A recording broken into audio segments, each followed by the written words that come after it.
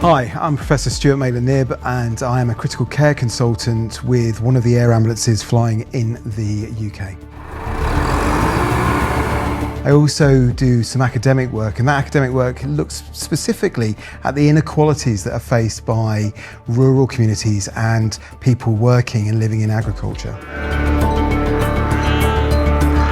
We see that in the research that people suffer a significant health inequality because basically you just can't get the care there quick enough. So sadly, some of the accidents that I go to, even in the helicopter, we're just there too late.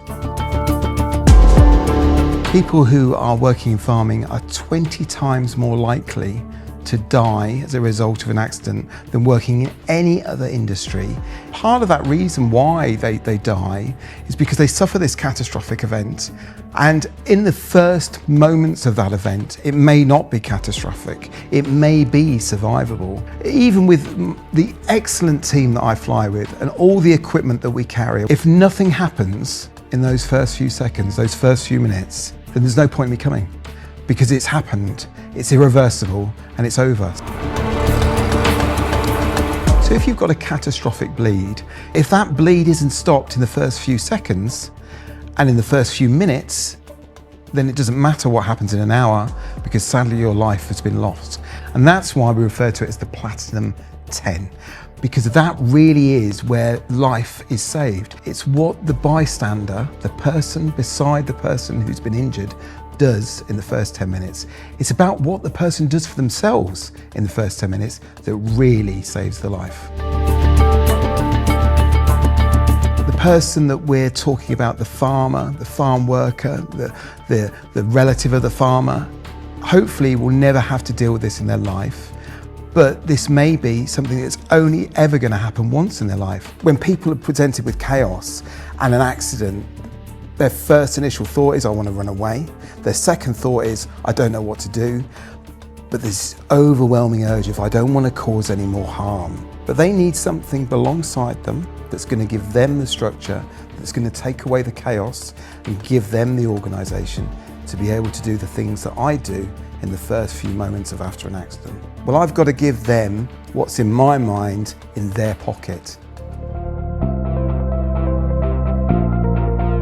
Working with RABI, the farmers charity, we've created FarmersAid to give people a step-by-step process that allows them to have that structure to be able to save the life of the patient.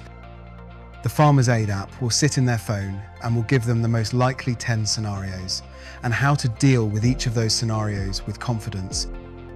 FarmersAid is going to empower them to make the right decision, do the right things, and use the right techniques to save that life.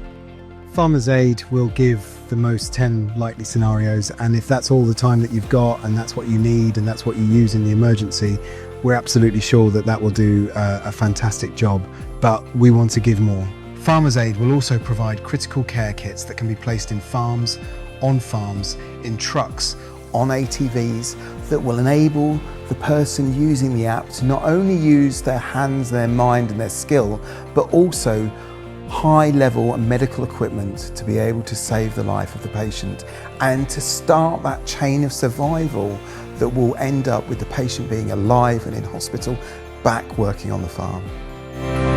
Certain medical equipment is ideal for starting that chain of survival. But let's be honest, when you just open up a box and you're presented with a contents that you don't know what it is, then actually that increases the chaos that you're already experiencing. So what we're going to do is we're going to also offer face-to-face training and online training on the website that will enable you to systematically know what to use. This app is not about replacing the emergency services. This app is about buying time to allow the emergency services to do what they need to do. This is about preparing people in society to be able to save lives.